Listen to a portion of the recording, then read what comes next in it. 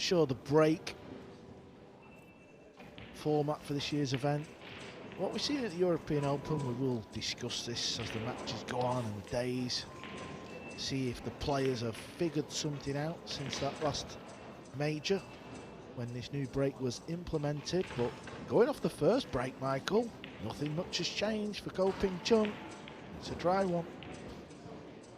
Under the old breaking rules, if you had a situation like this where you had a big name against an outsider, the big name won the lag, you might not see the other guy at the table till about the 5th or 6th rack. There's different times now, so Blackiston getting to the table straight away.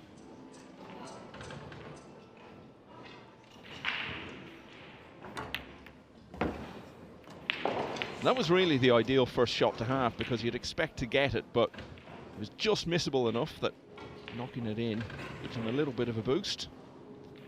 Not someone we know a huge amount about. We do know that he's from Rock Hall in Maryland. He was born in 1984.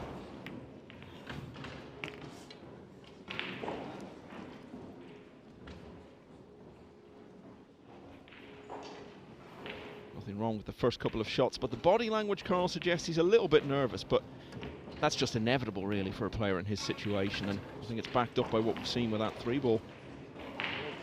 Yeah, it's so important for the unknown player, or the player that's not got much experience in these events, and certainly the feature table, to get off to a good start. And we see it so often where they make a mistake and the top pro, in this case Ko Ping Chung, will go on to punish and open up a healthy lead, and then it can soon get away from you in a game of pool. Them little chances, they can define matches and wins.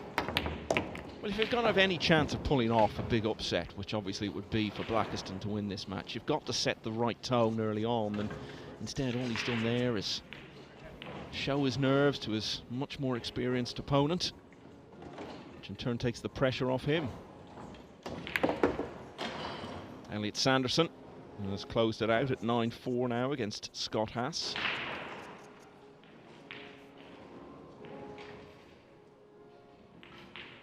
And Jonas Suto Camino, young Spanish player who's been enhancing his reputation this year, a 9-2 win against Joe Spence.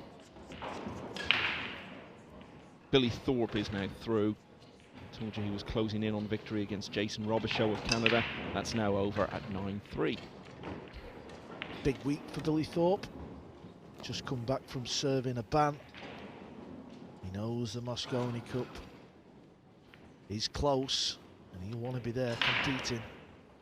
He's shown good form in Mosconi's past, and I'm sure our friend and colleague Jeremy Jones would love to have an informed Billy Thorpe in his team.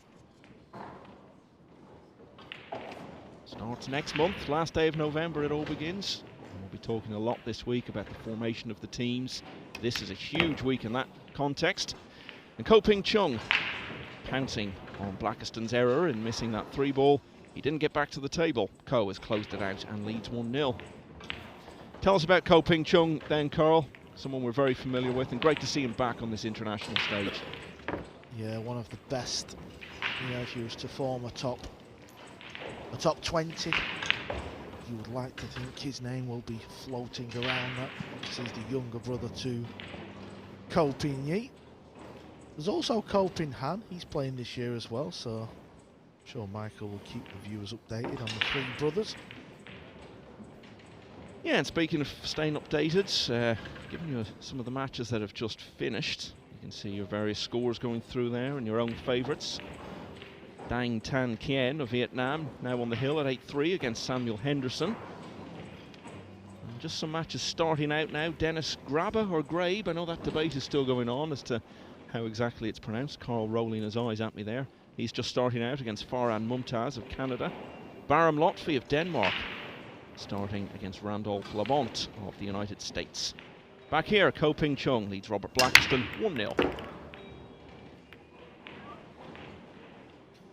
Yeah, he made the wing ball. Now, we have spoke about this. The wing ball is not wired. It's not going to go straight in. Just watch the red 3-ball here. but if you load the cue ball up with loads of spin, sometimes that can squeeze in the corner. And that's fair enough, but the main thing is now with the new break format is you can't control the cue ball. It's hard to control the one ball, and we're seeing that here. You know, we've got the cue ball and the one ball, the lowest ball on the table at either sides. So he's going to play a safety or a bank.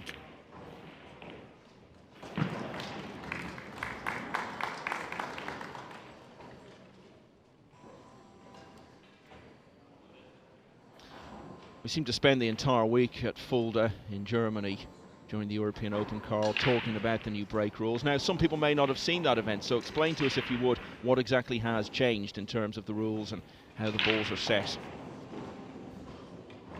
I'm going to explain it, Michael, but I'm going to explain it on the next break. Good thinking. If that's okay with you, good self. Just because they'll put the cue ball in that box you can see up at the top, and then we'll talk about what the player is trying to achieve. Turned 27 last month, Coen Chung. He's just been feeling his way back onto the world stage this year.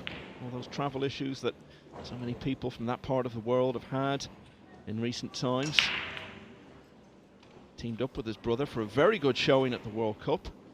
Beat Argentina, Greece and the Netherlands before losing to the eventual winner Spain in the semi-finals. Not quite sure what Coen Chung was attempting there. Sometimes though, well, he wasn't playing the cross bank, was he? Maybe he was trying to roll the cue ball in behind the purple 5. Oh, and the scratch has come. I was just about to say, Michael, people often think you should just play the table. You're at the table, you're in control of your own destiny. Just play the table, but I disagree with that. I think pool's a game where you play the player. Coen Chung will have recognised his opponent. He's struggling. He looks a little bit edgy. Yeah, I mean, obviously the scratch is perhaps the most significant thing there, giving Coen Chung ball in hand. But in another sense, the real telltale sign there was the fact he was so far away from making the pot. It's so easy for your brain to get scrambled when you're in that sort of position, out there under the lights. Make a few mistakes early on.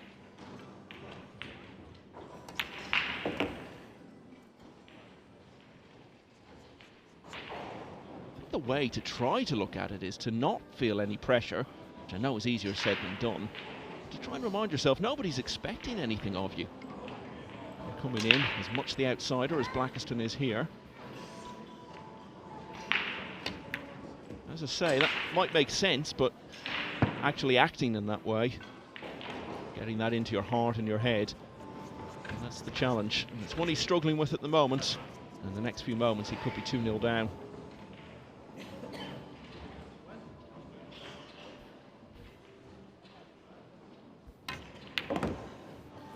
Under at the cue ball a little bit there.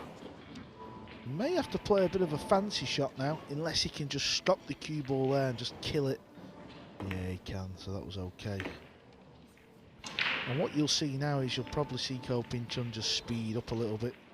He feels like this is a nice warm-up match. Well, he's feeding off his opponent's errors at the moment. The miss on the 3 proved decisive in the opening rack, and the scratch on a badly missed pot really ended up costing Blackiston the second rack as well. So that's 2-0 to Coen Chung, all proceeding pretty much as we would have expected. We were talking about Mosconi Cup coming up now. Well, Shane Wolford is in that conversation, possibly in the mix for a spot on the American team for the first time. He's taken the opening rack against Guido Just. Who's he playing? Guido Just. Where's he from? He's from the United States. Wow, what a fancy name he's got. Yeah. Love it. Wonderful names actually in this field.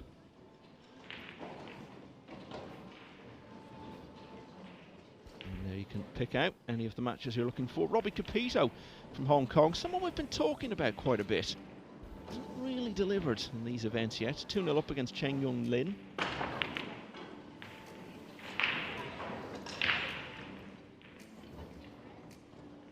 As you can see there, it's going to be a day of comfortable wins. There'll be one or two little surprises along the way. So the break off, the cue ball has got to be in that box. 9 ball's going close to the corner. Don't think he's got enough speed on it though, but I think he's made the wing ball again there though. So something's going on with that. Looks like extreme spin, doesn't it? Yeah, the wing ball is going. Which is fair enough because, you know, it's not like we want the players to have a complete nightmare on the break, but it's more about the layout. And you can see straight away, it's not, I'm not saying it's the most difficult layout, but he's got to play a good shot here. It's all about speed control. And he's judged that very nice indeed.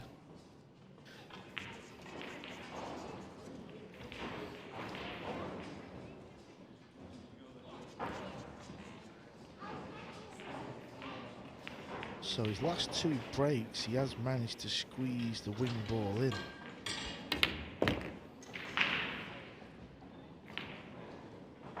So we were talking about the changes, and now you've got to break from that break box, but also the way the balls are set up has changed as well, hasn't it? Yeah, the 9 ball is now on the spot. In previous tournaments, the 1 ball was on the spot, so now the rack has been moved up a little higher. That is supposed to take away a guaranteed wing ball. When the 1 ball is on the spot, the wing ball will just fly in. Even my co-commentator could have potted the wing ball back in the day, but now things are a little trickier, and you can just see with Coen Chung, he's got to put loads of spin on the cue ball. And it's going to be interesting to watch the different players over the next few days. Especially Shane Van Bonen, he's regarded as arguably the best breaker in pool. Is this going to be another week of you disparaging my abilities with cue in hand, Carl? I still keep reminding you, you've never seen me play. 100%. Okay. Who's the better player between you and Mr. Phil Yates? I think if we played now, I might win. You're looking for a table already, aren't you? Yeah, you can see the speed of Coen Chung now. He knows this match is...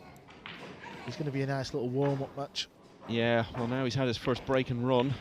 At least Blackiston can console himself with the reality that there was nothing he could have done about that one. So it hasn't taken very long at all for Coen Chung to lead by 3 racks to 0. I think back in the day, Phil actually was a very accomplished player. I know he played snooker to a very high standard. So maybe we'll have that match towards the end of the week with Carl putting up the money for it. Well, that's a match I'd like to commentate on. Not sure anyone would want to watch.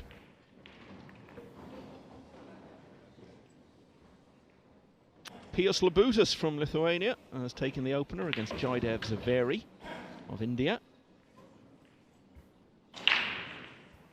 Dmitry Yungo of Switzerland winning the opener against Kwo Hsuan Wei.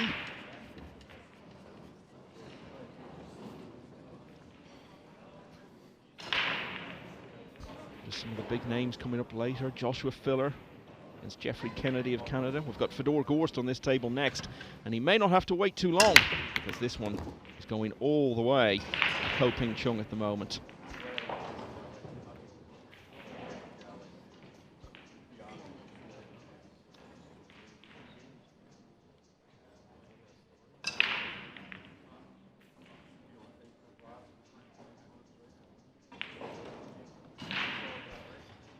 Been around a while. He got to his first big final at a big event in Japan 12 years ago now, and was beaten by the former world champion Torsten Homan. He was world junior champion just a few years later, 2013, beat Sebastian Batkowski for the Polish contingent in the final. Won the US Open 8-ball the following year with a win over Shane Van Bonen. He's been world 10-ball champion back in 2019. And there's a decent record in the world 9-ball. Semi-finalist in 2015, heavily beaten by Shane Van Bonen, who then went on to lose to Coen Yi in the final. And he was a semi-finalist at the World Championship 2019, beaten by Fedor Gorst, who, as we say, we're going to be seen in the very near future on this table. So far, Michael, things are just panning out as we would expect. But over on table 19, Jason Theron from South Africa, very accomplished player. Not a major winner, but someone who's beat good players. You know, he's took scalps. He's losing 7 racks to 5 to an American, Payne McBride. Payne McBride is playing in this year's SVB Junior Open. Yeah, and that's an event we'll be talking about this week as well. Yeah, that's 17 and under. So Payne's showing maybe some capabilities of future stardom, and Ko Ping-chung there, that is just purely lack of concentration. He feels like he's going to win this match easy, but you've still got to focus. Things can start to turn a little nasty out there. We were talking about Payne McBride. I think Ko Ping-chung's going to be feeling the pain after that. That was a great chance to make it 2 breaking runs in a row. It isn't something you see anything like as often as you used to before the break rules were changed. Now, real chance for Blackiston here. Oh dear, these are really, really concerning signs, Carl. That was an absolute golden chance to get his first rack on the board, and all he's done there is reinforce in Ko's head just how straightforward this contest should be. Yeah, he's having a go at the bank in the left side. Yeah, nice shot. That was the cue ball. It's a little slower pace. And this can be often a little tester, but this shot is a lot easier when you're 3-0 up. But these type of shots later on in the week, if you're still in, these become missable. So yet again, it's a story of Ko feeding off Blackiston's errors. In that case, it was a really bad miss on the 7 when he'd been gifted the opportunity to open his account in this match. Instead, the lead is now stretched to 4-0. News of that match on table 2 we were telling you about. Christina Tkach now leading Henrik Larsson 7-5. We're going to have a quick look at that one.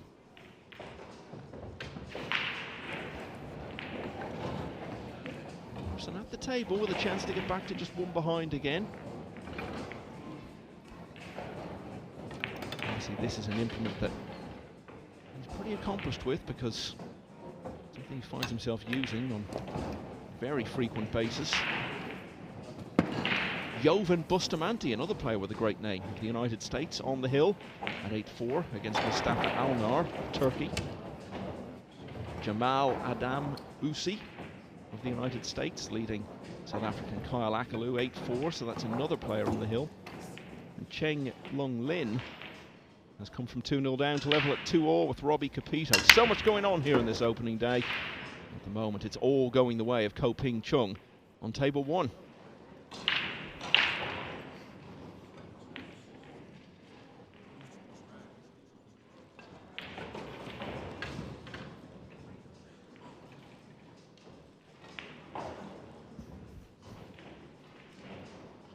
Reinaldo Dendari Arena of Puerto Rico also on the hill at 8-5 against Max Eberle.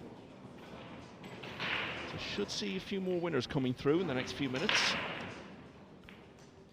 Ko Ping-chung has made the wing ball again. That is something we just didn't see at the European Open. Now, what we have to bear in mind is the balls are brand new. This is only the 2nd match on this table. The cloth's brand new. So that wing ball is clearly squeezing in. The longer this event goes on, that's going to become more difficult, but the beauty of this break is the fact that you can't really control the cue ball, and that's why he was faced with playing a push. Roberts put him back in, which means Ko Ping-chung had to play the shot if you're unsure of what has just gone on. You can always play a push out after the break, but when you play the push out, you must take note. Your opponent can put you back in, so that's paid off for Robert. Be nice to see him win a rack. He's lost the cue ball a little bit, but it's a good pot. Can he get a rack on the board? The players were asked to fill in an information sheet about themselves before the event started, and one of the questions they were asked was to give a fascinating fact about themselves, and a lot of players mentioned a special skill they have. Well, Robert said he can ride his bike without any handlebars. Sounds like quite a challenge at the moment. You probably find that easier than trying to string a few pots together, because it has been a real struggle for him. Had a great chance in the previous rack. He's got another one here. Isn't that called a unicycle? You would know, Carl. I mean, you were around in the days when they were prevalent. It's harsh on day one. Well, you are going to be 40 soon, so you know I can say these things about you now. I need you.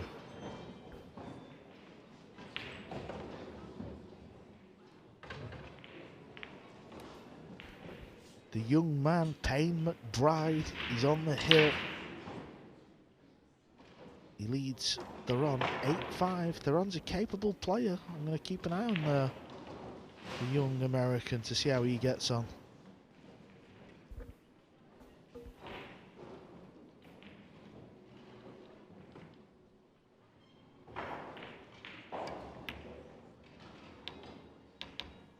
Ah, it's good work.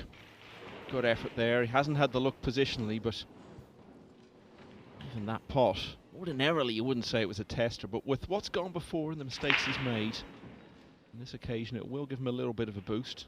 And just talking about young McBride, Carl, it's been such a theme for the last number of years. We've been saying just so little coming through on the American scene, but they have been saying, the Americans, the last couple of years, watch out, because there are some young players with potential. So good signs there from McBride. Yeah, and these tournaments in America, and the fact that we've got the SVB Junior Open, that is only going to enhance these young players and turn them into world beaters. Unfortunately, I don't think Robert Blackiston is going to be a world beater in this match. The safety shot has gone wrong. Coen Chung can see the potting angle.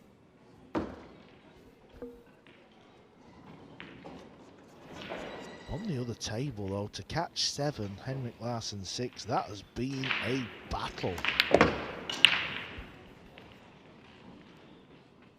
Yep, could hardly be more in contrast to what we're seeing here on table 1 so far on this opening day. Carlo Biado cruising through. Coen Chung yet again picking up on the errors of his inexperienced opponent. And now he leads 5-0, already more than halfway to victory. Jovan Bustamante through, 9-4 winner now against Mustafa Alnar.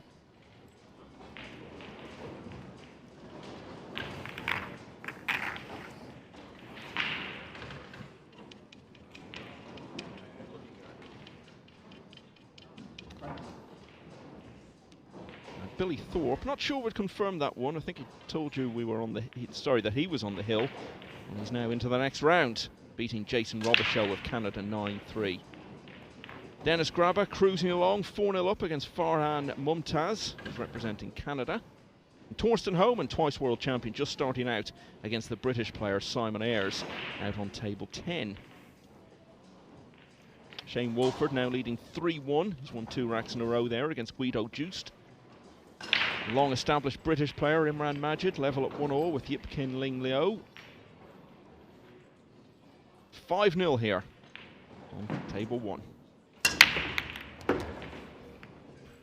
Again, the wing ball is pocketed.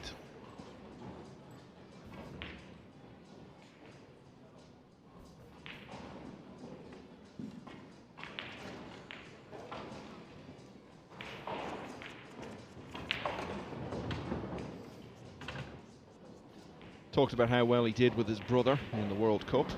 His brother, of course, was part of the winning team in the World Cup back in 2011. And they met in the World Masters. I was looking at Coe's record in individual events this year. It was a real struggle, horrible match really. It was Copenhagen who came through that first round clash and went on to the semi-finals. And it was an early exit also for Coen Chung at the World Championship. Got to the last 64. Which was the single elimination stage, but was then beaten by Ronald Regley of the Switzerland team, who got to the quarterfinals of the World Cup this year.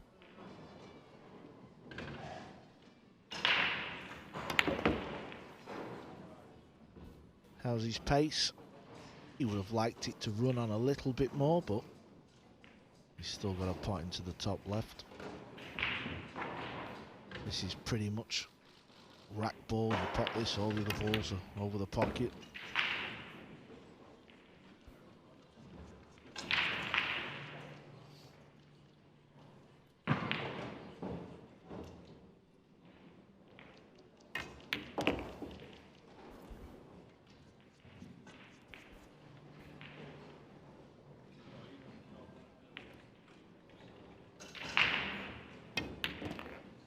Talking earlier about that questionnaire that the players filled out.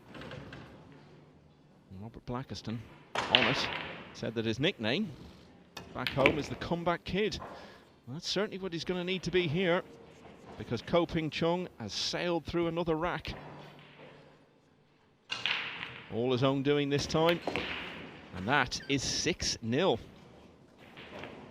Blackiston just looks so nervous, and a little bow to his opponent there, not something you see very often, and looks to be in a hurry almost to get this over with at this stage, getting the balls out of the pockets. Just looks very fidgety, really bad signs. But no disgrace in any of that. He's not used to this sort of environment. He knows he's up against a very big name player. A lot of these lesser known players, when they enter these events, some of them are really praying that they'll draw a big name and get in one of the main tables, but others, when it happens, are almost in fear of it before a ball is struck. Shane Wolford has stretched his lead to 4-1 in the All-American clash with Guido Joost.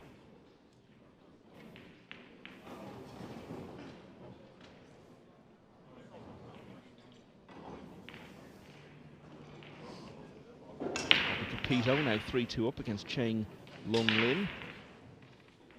Badr Alawadi in a real battle with Jakub Sawicki of Poland. 6-all in that.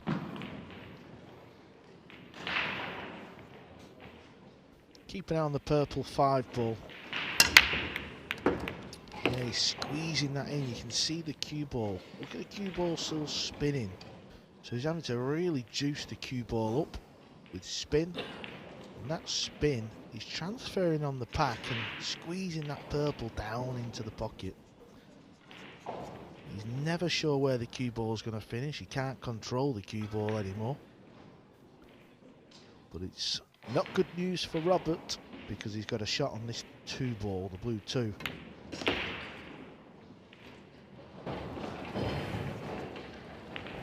Could be the 3rd breaking run of the match. Well, that's a decent tally to produce these days with these new breaking rules. Let's just have a quick look at table 2. As we're saying, completely different story. So much closer in this one, but it looks as though Christina Tkac is heading for the hill here. 2 balls away she is from leading Henrik Larsson, 8-6. Based in the United States for quite some time in recent years. Certainly living in Washington for a while, Christina Tkac. She's heading for the hill in the next few moments. Ko Ping Chung shouldn't be far away from doing the same. It's his 3rd break and run of the match. And with that, he now leads 7-0 against Robert Blackiston. Just another All-American clash to tell you about. Michael Jednak now on the hill at 8-5 against Hunter Sullivan.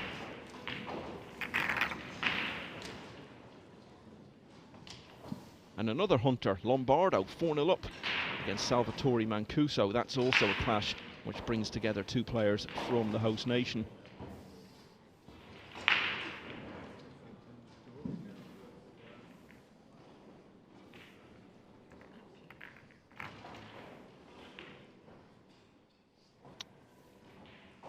And a reminder, we will be seeing Fedor Gorst on this table up next. Someone who's been having a good year, but away from the arena of the big Matchroom events. So it'll be great to see him against Coen Bell of the United States. Probably in about 15 minutes from now, you would think, the way this one's heading. Blackiston would just love to get a rack on the board. But he can't get a look in at the moment. Ko Ping Chung stepping up his dominance as the contest goes on. Oh, there's that wing ball again, but a scratch this time. Yeah, that is pretty much the break in a nutshell. You just can't really control the cue ball. Obviously he's trying to pot the wing ball, which he's done very successfully so far in this match. Well, we were saying the issue for Blackiston at the moment as he tries to avert the whitewash is just that he can't get to the table to get a look in. Well, here's his chance now, but look at the balls, they seem to be sitting nicely, but the way this contest has gone for him, getting as far as potting that 9 ball must seem like a really long journey at the moment.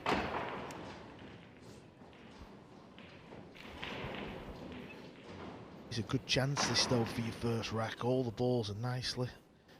You feel the 4 to the 5 is where it's going to go wrong for Robert. And that would mean if he doesn't quite get on the 5 how he wishes. Payne McBride, the young American, is on the hill. It's 8-6 over Jason Theron. Can he get that win? That would be a big win, you feel. It's hard to pick out the matches so far. Where's the cue ball going to finish? It's going to be a little bit shy of pace, so when he pots this 5, he may just have to play a little bump shot into the 8, or can he draw past it and back over?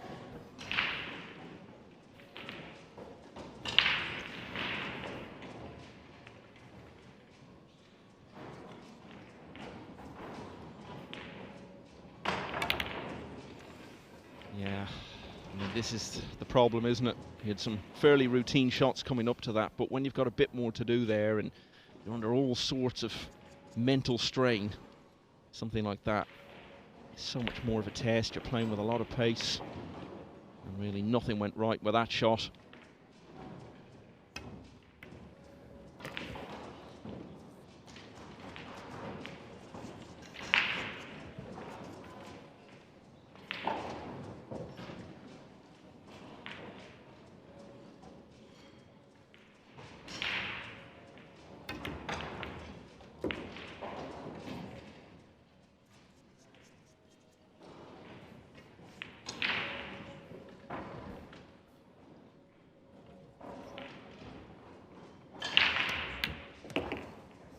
Here comes the cue ball, and this very simple 9 ball for a dream start. It's almost like a bit of a practice match for Ko Ping Chung. Yeah, Blackiston just keeps setting him up with chances here. It's one of those situations where you feel if Blackiston could just get out of the arena for 10 or 15 minutes and calm himself down, come back, recompose, he might have something more to offer, but he's really stuck in a mental rut right now. And Ko Ping Chung is on the hill and closing in on a very swift victory. Shane Wolford 5-1 up now against Guido Juiced. Wolford, young man worth keeping an eye on. As we've said, he's been talked about in Moscone Cup terms. The Americans really looking for some new talent to come through after winning only 2 of the last 12 contests. Close one between Demetrius Yelitis and Matt Kra, All-American clash. That one's 6-all at the moment. Robbie Capito, after a close start against Cheng Long Lin, is starting to pull away and leads 5-2. And Christina Tkach, when we saw her just about to go to the hill, she's still there at 8-6 over Henrik Larsson. Not sure we confirmed Elliot Sanderson's win, British player, but he is through 9-4 against Scott Haas. Ko Ping Chung 8-0 up.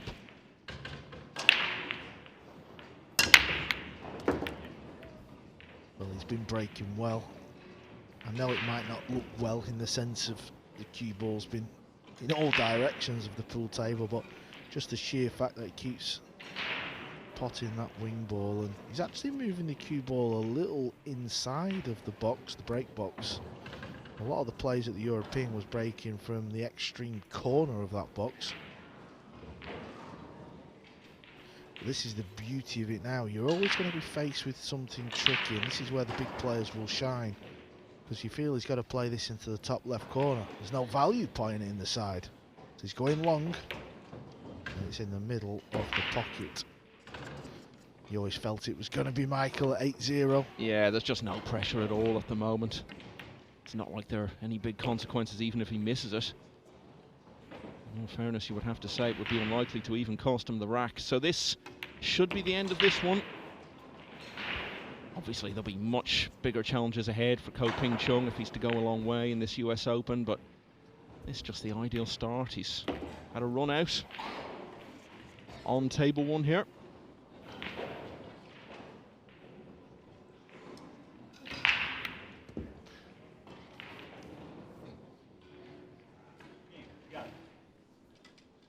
Well, Robert Blackiston isn't even going to see it out in the end.